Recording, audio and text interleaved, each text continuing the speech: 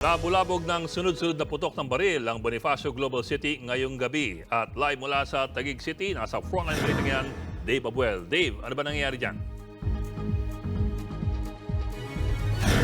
Ed, sa impormasyong nakuha natin mula sa BGC Police, nagkaroon ng engkwentro sa pagitan ng pulis at isang Chinese national dito sa bahagi ng 31st Street sa Bonifacio Global City. Sunod-sunod na putok ng baril ang narinig sa Bonifacio Global City sa Taguig ngayong gabi. Ayon sa mga pulis, hahainan dapat nila ng warrant of arrest ang isang Chinese national nang bigla itong tumakas sakay ng kanyang sasakyan. Dito na nagpalitan ng putok ng baril ang pulisya at Chinese national at nagkaroon pa ng habulan.